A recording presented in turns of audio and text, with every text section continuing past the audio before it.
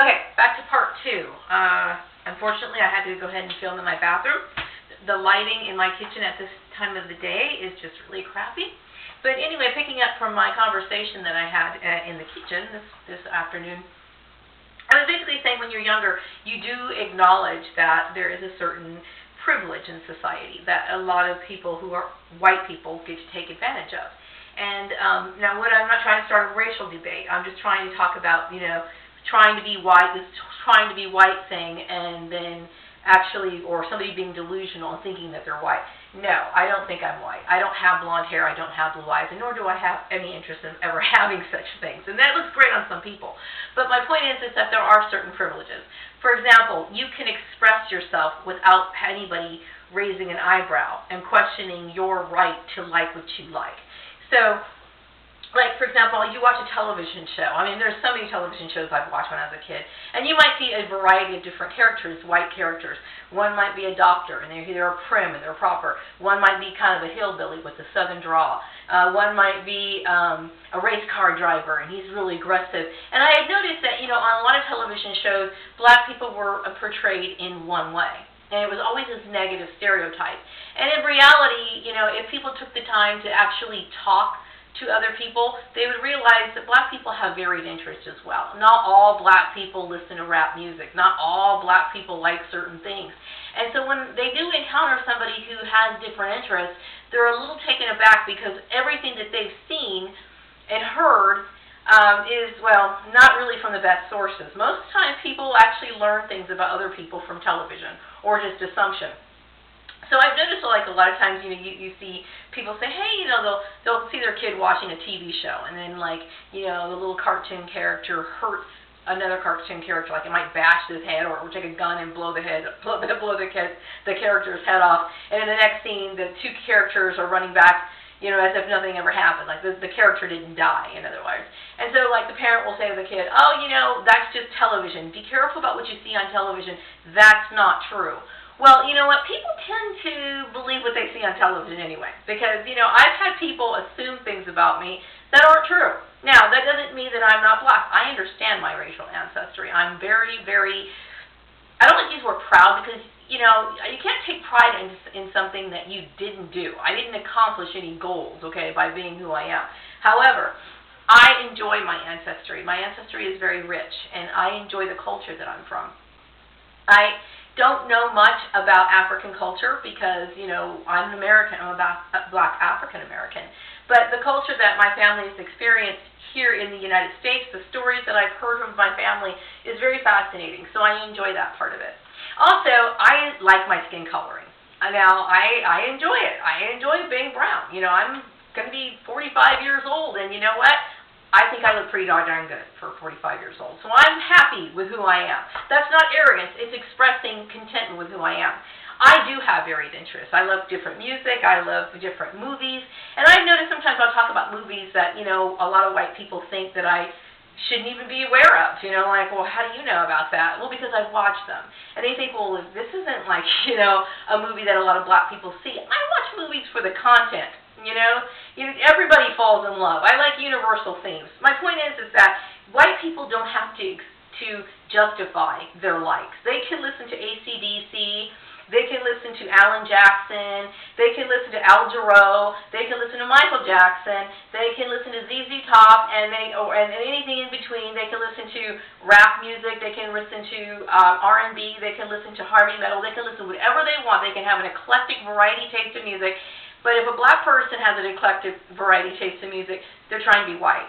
That is a little racist. And I'll say why. Because you're basically saying that it's a privilege to enjoy certain things, or things are supposed to be segregated. Well, you know what? That's not always the case. I know a lot of black people who like white things. And they'll always say things to me like, well, don't say anything about it because, I kind of like it. And they've been conditioned to be that way. They shouldn't have to be ashamed if they like something. Or not. So you learn that as a kid. You learn that white people have privileges. I know that in certain work environments, I've seen a lot of white people express, hey, you know what? I dropped the ball. I didn't do my job. A deadline will come and they'll say something like that. And I've never been given the leniency that a lot of my white coworkers have. And it's not trying to stir the racial pot, it's just an acknowledgement, okay, based off of what I've experienced. So there is. And people tend to give the benefit of the doubt to people that they're familiar with, okay? But it is what it is, okay? No, I'm not trying to be white. That's an insult. It's offensive to me. No, I'm not trying to be white. And to me, but to say that you're trying to be white is you're trying to live. You're trying to have. I'm trying to pay my bills without being harassed at work. Is that what I'm trying to be? Because that's all I'm trying to be. Okay.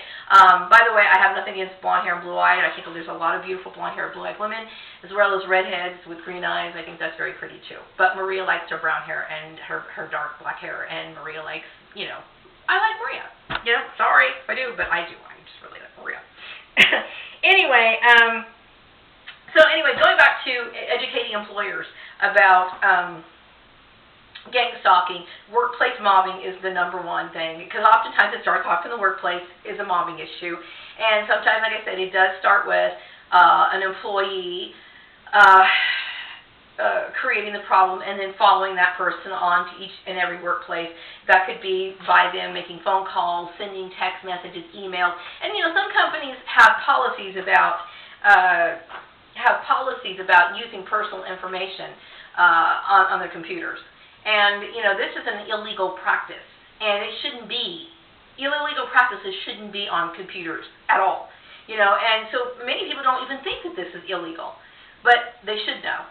They should know. And people who have studied business administration should know, because laws are covered in those courses. I know that they are. And so they should be aware of the law. If they didn't, if they forgot it, or they're ignorant, now, like I said, is the time to change it. And I want it changed for everyone. I want it changed because this is, not only is it a crime, it's preventing companies from really being productive. I'm a production-oriented person, and that's one of my biggest disappointments in working in some of the places that I've been, some of the set-up employment jobs that I've been in.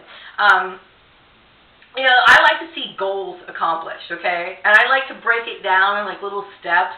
And when people aren't gung-ho about it, it's just like, oh man, that's crappy, because it slows down productivity, and goals don't get accomplished, and things are constantly lagging, and it's stagnant, And so my question is, where are the business owners in this? I mean, are there any business owners that care about their company? And I'm dealing with having to deal with gatekeepers who are trying to keep me out, and it's wrong, and it's illegal. It's illegal. So, I've given up on employment agencies because I can't seem to find one that's reputable. And that's a shame. And like I said, especially when they're supposed to be equal opportunity employers. And I want you to think about the issues that I was talking about. Me being a black woman, married to a white man, lying about my race, for one thing, but now that people have noticed that I am black, I've noticed I've been getting tested more. I've been noticing that I'm getting treated with a lot of condescension, and I can't help believe that it's a racial issue. And, that's discriminating. If you're holding me to a higher standard than you would somebody else, that's discrimination. And like I said, I did everything I could to keep this quiet. I did everything I could to not make a racial issue of it. But these are my experiences based off of the mobbing issue that I've experienced. So that's against the law. So if you're gonna test applicants, you have to test them all. You can't have one person being tested, one person isn't. Now, I have 18 years. I've been in accounting for 18 years, and you know what? I know my job. I know my job, okay? And I'm very enthusiastic about accounting. And some people have acquired their skills through other means, education and experience. I'm education and experience. I don't have a 4-year degree, but I tell you what, I have plenty of experience, okay? I am going to be going back to school because I would like to become a CPA, and here are my career goals. I'm just going to throw them out. Either to work in a CPA office while I'm going back to school. Either way, I'm going back to school. Work in a CPA office, understand everything, have this person be my mentor, show me the ropes, because, there's so many things that I don't know about, what it's like to be a certified public accountant. I've been reading information about it, about the exam, so I'm getting prepared with that. I'm starting to look at different schools and stuff. what's available out there for me that's going to be workable for me, you know. And so I am very serious about this goal. So my point is that working in this for CPA office is great. Or if I can't do that, then I want to go and run an office, doing the accounting and running the office. Those are the things, those are my two goals. Either way, Maria's going back to school, Maria's going to be a CPA. But it would be even better to have a mentor, to have a certified public accountant, you know, talk to me, guide me, give me directions. And plus, you know, I have an interest in accounting anyway, so it's never a boring conversation to talk about accounting, and why not talk to somebody who I consider a guru, which is a CPA. So anyway, or they should be anyway. And if you're not, well, you know, I don't know what to tell you. But those are my goals, and you know, it shouldn't be hard to accomplish. Especially, I'm the kind of person I come to work on time. I have a very strong work ethic, you know. And just because I have a strong work ethic doesn't mean I can't let loose or have fun. Everybody knows Maria's very goofy. You know, I'm not as goofy as I used to be, and because, you know, I would say workplace mobbing, community harassment, it does change your personality. And a lot of people who have been targeted individuals will say it does change your personality.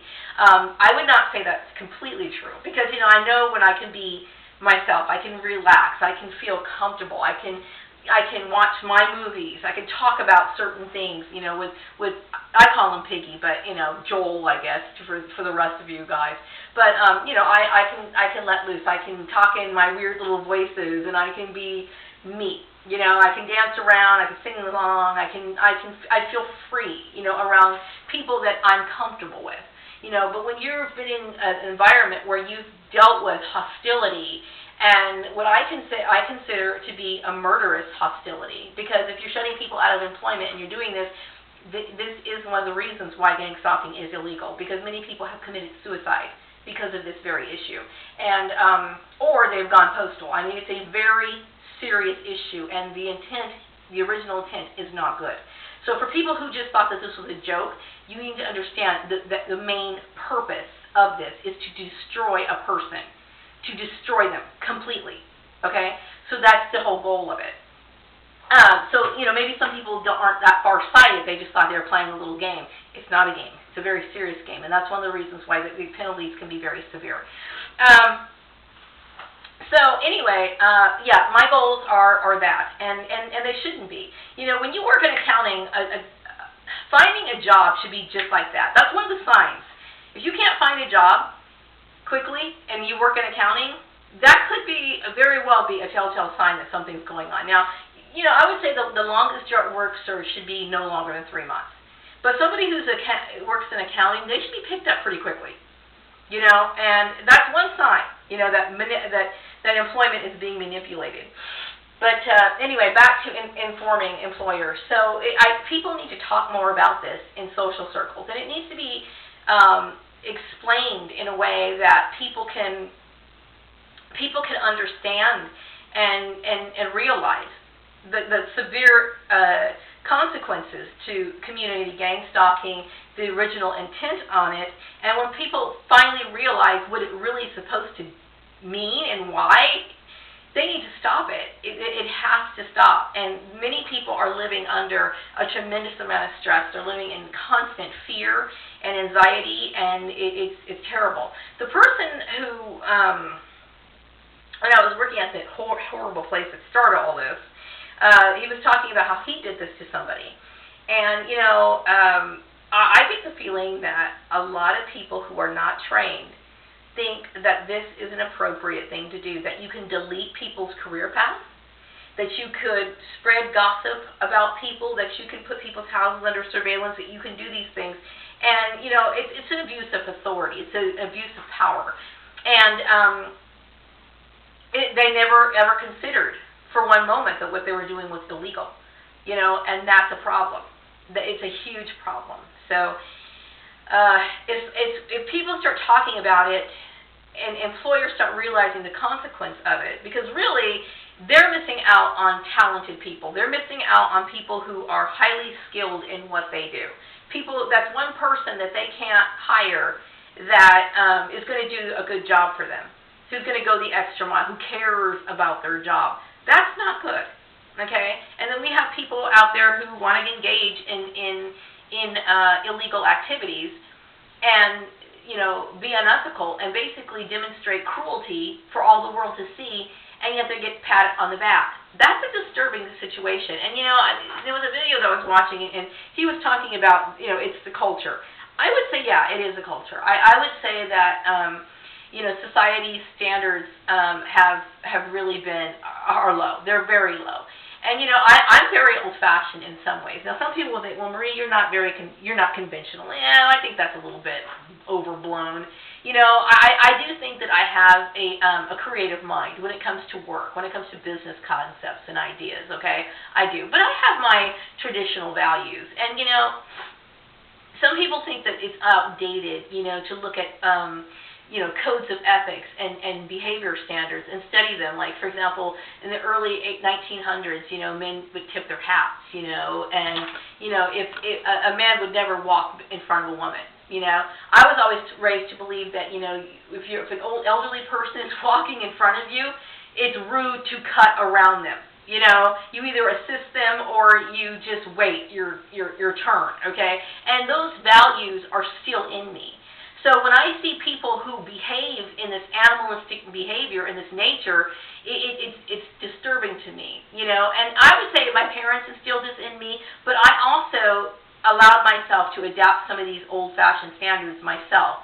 And growing up as a loner, and I think that's another reason why my siblings picked on me.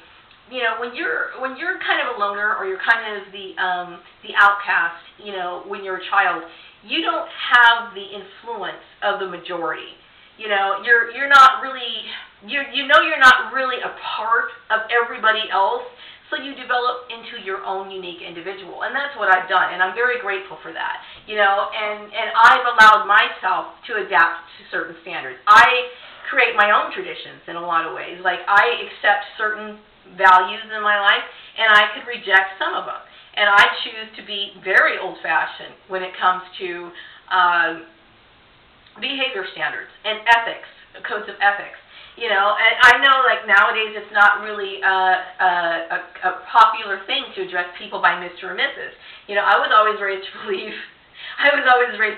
that, you meet somebody who's older, you show them respect, and you say Mr. or Mrs. And then if they say, hey, you can call me so-and-so, then you can go ahead and call them that, okay? Now, if I call an older man by his first name the very first time I meet him, then that, to me, I must not like him, okay? I'm not showing him any respect. And, there has been some people who've treated me poorly, and I've just basically rolled off their first name, and they don't realize what I mean by that. But what I mean by that is, you're going to treat me like crap, that's my way of showing you disrespect. I am a very prim and proper person. Now, some people might think, oh, that's not a good thing. It's a very good thing. Because somebody can count on me in their business not to disrespect one of their customers. Somebody can count on me if I'm not creating the work issue. I'm not creating the drama. So if anybody has an issue with me, you can say whatever you want. You can talk about my shoes. You can talk about my secondhand clothes. You can talk about whatever you want to. But you know what? You're never going to be able to say, she is a troublemaker. And I'm very glad to say that. So yeah, society has collapsed, and there's a lot of people condone this sort of evil behavior. They condone it. They give it a stamp of approval. If you participate in something that you know is wrong, that's hurtful, that prevents a person from employment, how do you live with yourself? Or do you feel as if that's an executive decision? And if you think that's an executive decision, or that it's something that that it's a professional move, or it's a smart move, it's a terrible move, and it reflects poorly on the company. So anyway, those are my gang stalking issues. I went on an interview today. It was a waste of my time again. And I don't like to be that way, but I would like to warn a lot of the targeted individuals to avoid a lot of the employment agencies, and it's unfortunate. I think I was talking about this particular agency that I had a lot of problems with was supposed to be an agency that adhered to employment laws. They're proud to say that they don't discriminate against race, religion, whatever. But all the things, and believe me, I fall under a lot of discriminatory categories. Okay, I'm over 40, I'm a woman, my marital status, people bringing this up, my race, and then it's sort of off with religion, It's horrible, okay? People need to stop and think and analyze what kind of issues. So, like, if somebody was to call a person and say, hey, I got this sister, she was really weird when she was in 10th grade, and she wore makeup that didn't match her skin color. So, and she's married to this guy, and, she's black, but she's married to a white guy, and, she lied a long time ago. Think about this. My race, my marital status. Think about the employment laws. People need to think about the issues that they're getting involved in, okay? It's the business that you're trying to protect. You've got to protect the business. You have to protect that. And, when companies advertise this, that they are equal opportunity employers, people like myself want to feel comfortable and safe there. That's one of the reasons why we look for places like that. We don't want to be harassed. We don't want to be treated, like second-class citizens. We want a chance at life. You know what I mean? And so we want to make sure that these issues that I was discriminated against don't happen. So people need to understand what they're doing, and that's my point. It's like there's so many people who were involved in this who didn't think about what they were doing. And that's my point. We need knowledge is power. And like I said, and educating a lot of employers. A lot of employers never knew what workplace mobbing was, and they must have thought, they always thought, well, there's workplace bullying and, that sort of thing. But really think about it. Workplace mobbing has been around a long time. It's just that somebody has actually given it a description. Mobbing relates to the animal kingdom. If an animal doesn't like another animal, they pick it, or they feel threatened by it. They pick it and they peck it, and they just literally destroy that animal. Workplace mobbing is the same thing, and it happens. It's a very common thing. And management should be held accountable 100% because they set the tone. They could either squash it, or they're often they unknowingly promote it. And in this case, at the original place, I don't think these people were unknowing. I think they knew exactly what they were doing, and it was all evil. It was just evil. It was an evil environment to be in. So the fact that these people could possibly be stalking me is freaking me out. I'm not comfortable with it at all. It's too weird for me. It's just too out there, because it never occurred to me to destroy somebody's life. It never occurred to me, if you don't like somebody, to hurt them and make it so that they, especially when I gave my all to that job. That was just very strange indeed. But that's often the criteria of being a target. Usually the targets are the best employees, and they're the ones who put in all the effort. They're the ones that work the hardest. And the other employees end up getting very, very jealous of them. So, my point is that employers need to protect star employees. They need to protect employees that are hardworking and dedicated, that are going to actually help them, save money, work more efficiently, contribute ideas, and people who really want to, I don't like to consider myself a workaholic, but somebody who likes to apply themselves to their work. I have no other outlet in my life, and I'm grateful for that. And what I mean by that is, like, I have a mind that constantly thinks. My brain is constantly thinking. And so, if an employer finds somebody who wants to be that way, who enjoys doing that, they found a great employee. And so why not hire that person? It only makes sense, And there shouldn't be conspiracies trying to hurt other people. If people want to compete, try to be more focused, like one of those Clydesdale horses. They have the little blinders on. It's not about competition. It's about getting to your goals. Because oftentimes people, they don't accomplish their goals because they're so fixated on, originally they start off with their own goal, and they notice what somebody else is doing, and then they divert their attention from their goal and start trying to copy that other person or beat them or something. Instead, develop your own strengths. So you don't have to sit here and try to be that evil. I mean, it just doesn't make any sense. But like I said, research workplace mobbing as much as you possibly can. Get as much information as you possibly can about it. You'll notice that my stories are very similar. My story is very similar to what other people are experiencing, and it's going on a lot in this country, and it really needs to stop. And that's my goal and my intention. So I'm going to wrap this video up. It looks like I got like 2 minutes left. Yeah, so my unemployment ran out. I'm out of unemployment. I've been out of work basically for 3 years, doing little jobs here and there. And I just want to settle. I just want to settle. And, you know, my aspirations are realistic. I have a strong accounting background, and I want to continue my career in accounting. And those are my goals, you know. And I don't think I shouldn't be a threat to anybody, okay? I'm not interested in competing. I just want to get back to work. That's my main point. And I'm going to wrap this up right now, and I will be back with another video sometime later this week. Take care. Bye-bye.